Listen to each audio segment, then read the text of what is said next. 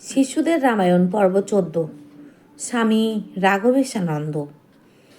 মনোরম পর্বত ঋষ্যমুখে একদিনেই পৌঁছানোর জন্য রাম সারা দিন হেঁটে চললেন। তারা পর্বতের কাছাকাছি আসতেই সুগ্রীব নিজেই আগে তাদের দেখতে পেলেন এবং বালির অনুচর মনে করে ভয়ে তাড়াতাড়ি এক লাফ দিয়ে পর্বতের আরও উঁচু এক দুর্গম স্থানে চলে গেলেন। বালি সুগ্রীবকে মেরে তাড়িয়ে দিয়েছিল। সেই থেকে সুগ্রীব সবসময় বালিকে ভয় করত।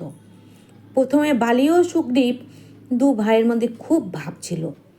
একবার দুন্দুবি নামে এক মায়াবী রাক্ষস মোষের রূপ ধরে কিষ্কিন্ধার দাঁড়ে এসে যুদ্ধ করার জন্য বালিকে আহ্বান করল। তখন বালি ও সুগ্রীব দু ভাই তার পেছনে দৌড়ে এলো। দুজনকে আসতে দেখে রাক্ষস ভয় পেয়ে দৌড়ে পালিয়ে গিয়ে একটা গুহার মধ্যে ঢুকে পড়ল। দু ভাই সেই গুহার কাছে এলো। সুগ্রীবকে গুহার মুখে পাহারা দিতে বলে বালি নিজে তার মধ্যে ঢুকে গেল। সুগ্রীব বহু দিন ধরে সেখানে অপেক্ষা করতে থাকলো। শেষে একদিন গুহার মধ্যে বিকট শব্দ শুনতে পেল। সে ভাবল ওটা বোধহয় বালির আর্তনাদ। একটু পরে প্রচুর গরম রক্ত গুহার ভিতর থেকে বাইরে বেরিয়ে আসতে লাগলো। সেই দেখে সুগ্রীব ভাবল যে নিশ্চয়ই বালি সেই রাক্ষসের হাতে মারা গিয়েছে আর তারই রক্ত আসছে। যাতে রাক্ষসটা গুহার বাইরে আসতে না পারে সেই জন্য সে একটা বিরাট ভারী পাথর দিয়ে গুহার মুখটা বন্ধ করে দিয়ে রাজ্যে ফিরে এলো। পালির জন্য তার খুব দুঃখ হলো। রাজা ছাড়া রাজ্য চলে না, তাই মন্ত্রীরা সকলে তাকে সিংহাসনে বসিয়ে কিষ্কিন্ধার রাজা করল। কিন্তু কিছুদিন পরেই বালি হঠাৎ সেখানে এসে হাজির। রাক্ষসটাকে মেরে এক পদাঘাতে পাথরটাকে সরিয়ে দিয়ে সে রাজ্যে ফিরে এসেছে। সিংহাসনে সুগ্রীবকে বসে থাকতে দেখে সে ভাবল যে সুগ্রীব বিশ্বাসঘাতকতা করে গুহার মুখ বন্ধ করে দিয়ে এসে তার অনুপস্থিতিতে সিংহাসন অধিকার করে নিয়েছে। তারপর ভীষণ রেগে গিয়ে সে সুগ্রীবকে মেরে তার রাজ্য থেকে তাড়িয়ে দিল আর তার স্ত্রীকে তার কাছে রেখে দিল।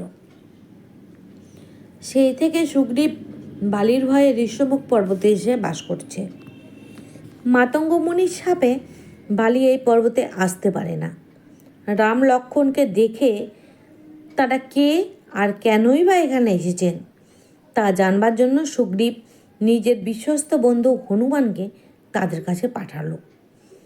হনুমান একজন যুবক তপস্বীর বেশ ধরে তাদের কাছে এসে কে তারা আর কেনই বা বনের মধ্যে ঘুরে বেড়াচ্ছেন তা জিজ্ঞাসা করল। রাম লক্ষ্মণ নিজেদের পরিচয় দিয়ে বললেন যে তারা সুগ্রীবের সঙ্গে বন্ধুত্ব করতে এসেছেন। তাদের কথায় আশ্বস্ত হয়ে হনুমান তখন তপস্বীর বেশ ছেড়ে নিজের আসল রূপ ধরল এবং সুগ্রীবের কথা জানালো। পথে সুগ্রীবের দূতের সঙ্গে দেখা হওয়ায় তারা খুব খুশি হলেন। এরপর হনুমান দু ভাইকে নিজের কাঁধে চড়িয়ে সুগ্রীবের কাছে নিয়ে এলো। সে সুগ্রীবকে রাম লক্ষ্মণের পরিচয় দিয়ে তাদের সব ঘটনা বলল।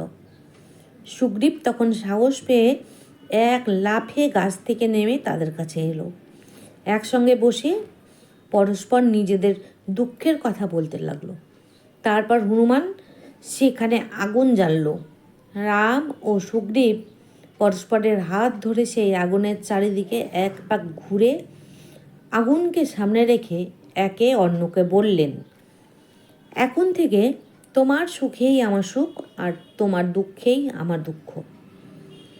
সুগ্রীব রামকে অনুরোধ জানিয়ে বলল, আমি বালির ভয়ে এই পর্বতে লুকিয়ে রয়েছি। তুমি কি বালিকে বধ করে আমার জীবন রক্ষা করবে? যদি আমি বেঁচে থাকি তাহলে সীতা উদ্ধারের কাজে তোমাকে সাহায্য করব। রাম বালিকে বধ করবেন বলে প্রতিশ্রুতি দিলেন, কিন্তু রাম বালিকে মারতে পারবেন কিনা সে বিষয়ে সুগ্রীবের সন্দেহ হলো। সে রামকে বলল, ওই যে ওখানে 7টা তালগাছ দেখা যাচ্ছে, বালি সেগুলির এক একটিকে এক এক তীরে এপিট ওপিট ফুঁড়ে ফেলতে পারে, আর ওই মরা দুন্দুবিকে 4 ক্রোশ দূরে ছুঁড়ে ফেলতে পারে। যদি তুমি এক তীর মেরে একটা তালগাছ ফুটো করতে পারো আর ওই দুন্দুবির হাড়গুলোকে 200 ধনুক দূরে ফেলতে পারো, তাহলে বুঝবো তুমি বালিকে বধ করতে পারবে। রাম তখন হাসতে হাসতে উঠে বললেন, বন্ধু, ঠিকই, প্রথমে আমার উপর তোমার বিশ্বাস হওয়া দরকার। এই বলে তিনি পায়ের বুড়ো আঙুল দিয়ে আস্তে করে দুন্দুবির দেহের সেই পাহাড়ের মতো হাড়ের খাঁচাটাকে একটু ঠেলে দিলেন, আর সেটা 40 ক্রোশ দূরে গিয়ে পড়ল।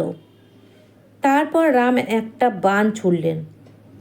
সেই বাণ একেবারে 7টা তালগাছকে ফুঁড়ে পাহাড়টাকে শুদ্ধ ফুঁড়ে পাতালে ঢুকে গেল। সেখানেও সেটা থেমে না থেকে সোজা রামের দিকে ফিরে এসে থামল। এই দেখে সুগ্রীব খুবই অবাক হয়ে গেল। তারপর তারা সকলে কিষ্কিন্ধার দিকে চললেন। ঠিক হলো সুগ্রীব বালির প্রাসাদের দরজায় গিয়ে যুদ্ধের জন্য তাকে আহ্বান জানাবে, আর রাম ও অন্য সকলে দূরে লুকিয়ে থাকবেন। যুদ্ধ লাগলে রাম আড়াল থেকে বাণ মেরে বালিকে বধ করবেন। সেই কথা মতো সুগ্রীব গর্জন করে বালিকে ডাকা মাত্রই বালি রেগে গিয়ে বাইরে বেরিয়ে এলো এবং সুগ্রীবের সঙ্গে যুদ্ধ শুরু করে দিল। রাম দূর থেকে দুজনকে দেখতে লাগল, কিন্তু দুজনে একই রকম দেখতে। কে বালি আর কে সুগ্রীব তা ঠিক করতে না পেরে তিনি সুরকে সাহায্য করতে পারলেন না। দাঁড়িয়ে দাঁড়িয়ে কেবল সুগ্রীবের মার খাওয়া দেখতে লাগলেন। শেষ পর্যন্ত মার খেয়ে সুগ্রীব হাঁপাতে হাঁপাতে দৌড়ে ঋষ্যমুখ পর্বতে পালিয়ে গেল, আর বালি বীরত্বের সঙ্গে ঘরে ফিরল। রাম লক্ষ্মণ সুগ্রীবের কাছে আসতেই সুগ্রীব রাগ করে রামকে বলল, যদি তুমি আগে সত্যি করে বলতে যে বালিকে মারবে না, তাহলে আমি বালির সঙ্গে যুদ্ধ করতে যেতাম না, আর তার হাতে মার খেয়ে আমাকে আধমরা হতে হতো না। রাম তাকে শান্ত করে বললেন, তোমরা দুজনে একই রকম দেখতে, তাই কে বালি আর কে তুমি তা ঠিক করতে পারিনি। বালিকে মারতে গিয়ে ভুল করে যদি তোমাকে মেরে ফেলতাম, তাহলে সর্বনাশ হয়ে যেত। যাতে তোমায় চিনতে পারি, সেজন্য তুমি গলায় একটা মালা পরে আবার তার সঙ্গে যুদ্ধ করো। এবার নিশ্চয়ই আমি তাকে বধ করব। তারা পুনরায় কিষ্কিন্ধায় গেলেন। সাহস পেয়ে সুগ্রীব বালির দ্বারে গিয়ে এবার আগের চেয়ে আরও জোরে জোরে গর্জন করতে লাগলো, আর অন্যরা লুকিয়ে রইলেন। বালি সেই গর্জন শুনে ভীষণ ক্ষেপে গেল এবং ভাবল, এবার বেটাকে যমালয়ে পাঠিয়ে তবেই ফিরব। কিন্তু বালির স্ত্রী তারার মনে ভয় হলো। সে বালিকে বাধা দিয়ে বলল, কাল যাকে তুমি মেরে তাড়িয়ে দিলে, আজ আবার সে তোমার সঙ্গে যুদ্ধ করতে এসেছে। নিশ্চয়ই তার পেছনে শক্তিশালী কেউ রয়েছে। আর অঙ্গদের মুখেও শুনলাম যে দুজন রাজপুত্র নাকি সুগ্রীবকে সাহায্য করতে এসেছে। বালি তখন অধৈর্য হয়ে বলল, তারা, তুমি আমাকে বাধা দিও না। এটা সুগ্রীব আর আমার দুজনের মধ্যে দ্বন্দ্ব, এর মধ্যে কারো নাক গলানোর অধিকার নেই। সেই বলে বালি সিংহের ন্যায় গর্জন করতে করতে বেরিয়ে এলো। তারপর দু ভাইয়ের মধ্যে তুমুল যুদ্ধ শুরু হলো। কিল, চর, লাথি, গুঁতো, আঁচড়, কামড় কোনোটাই বাদ গেল না। তারপর গদা, গাছ, পাথর দিয়েও যুদ্ধ হলো। কিন্তু বালির গায়ের জোর বেশি থাকাতে সুগ্রীব কাবু হয়ে যেতে লাগলো। এমন সময় রামের এক তীব্র বাণ ভয়ানক শব্দ করতে করতে এসে বালির বুকে ঢুকে গেল। বাণ খেয়ে বালি মাটিতে পড়ে গেল। রাম তখন অন্যান্য সঙ্গীকে নিয়ে বালির কাছে এলেন। বালি যন্ত্রণায় ছটপট করতে করতে কাপুরুষের মতো কাজ করার জন্য রামকে অনেক গালি দিয়ে বলল, রাম, একজন যখন অন্যের সঙ্গে যুদ্ধ করে তখন অন্য আর একজন তাকে মারবে, এই কি তোমার ক্ষত্রিয় ধর্ম? তুমি রাজা হওয়ার যোগ্য নও।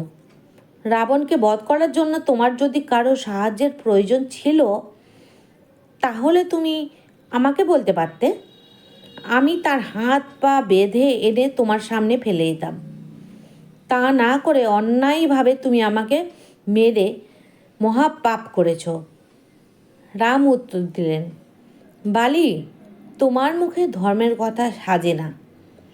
ধর্মের নিয়ম অনুসারে ছোট ভাইকে নিজের ছেলে এবং তার স্ত্রীকে নিজের মেয়ের মতন তোমার দেখা উচিত ছিল, কিন্তু তুমি সুগ্রীবকে মেরে তাড়িয়ে দিয়েছ আর তার স্ত্রীকে তার কাছ থেকে কেড়ে নিয়ে তার ওপর অত্যাচার করছো।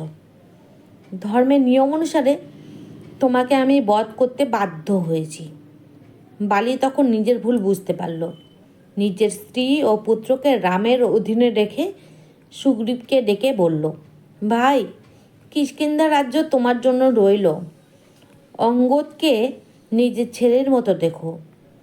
শেষ উপহার হিসেবে বালি ইন্দ্রের দেওয়া সোনার হারটি নিজের গলা থেকে খুলে সুগ্রীবের গলায় পরিয়ে দিল। তারপর ভাইকে আশীর্বাদ করে শেষ নিঃশ্বাস ত্যাগ করল।